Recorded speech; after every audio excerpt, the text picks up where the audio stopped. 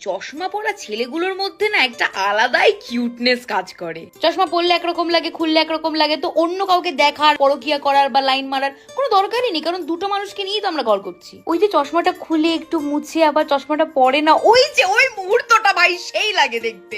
এইভাবে নামিয়ে নিয়ে তোমার দিকে তাকায়, উফ, ইন্টেলেকচুয়াল ম্যাচিওর একটা ফার্স্ট বয় ফিলিংস আসে। যাই কথা বলুক না কেন মনে হয় যেন হা করে শুনে যায়। চশমা খুঁজে না পেলে ওই যে একটা দায়িত্ব নিয়ে ওর চশমা খুঁজে ওর চোখে পরিয়ে দেওয়ার যে একটা ব্যাপার আছে না ভাই, চুমু খাওয়ার সময় মাঝখানে চশমাটা চলে আসে, ওটা একটু বিরক্তিকর ব্যাপার। বেশি বাঁদরামো করলে ঝগড়া, অশান্তি, মারামারি কোনো কিছুর দরকার নেই, চশমাটা নিয়ে ভেঙে দাও, এমনি চুপ করে যাবে। এমনি তো দূরের জিনিস দেখতে পায় না, মেয়েদেরকে আর কি বা দেখবে, ওরা আবার অন্য কোনো মেয়েদের কথা ভাববে? ওরা তো সারাদিন এই ফ্রেমটা ভালো, এই ফ্রেমটা বাজারে নতুন এসছে, এই ডাক্তারটা ভালো, এই ড্রপটা আমি দিতে ভুলে গেছি, সারাদিন তো এই কথাই বলে। চশমাটা চুরি করে রেখে দিতে হবে। 500 টাকা দাও নাহলে চশমা দেবো না, শপিং করিয়ে দাও নাহলে চশমা দেবো না, খাইয়ে দাও নাহলে চশমা দেবো না, আদর করো নাহলে চশমা দেবো না, ভালোবাসো নাহলে চশমা দেবো না, মানে প্রফিটই প্রফিট ভাই। ওরা আবার তোমাকে কি চিট করবে? ওদের একটাই কথা, বাবু পাওয়ারটার একবার চেক করাতে হবে, বুঝলে? কিউট হয়।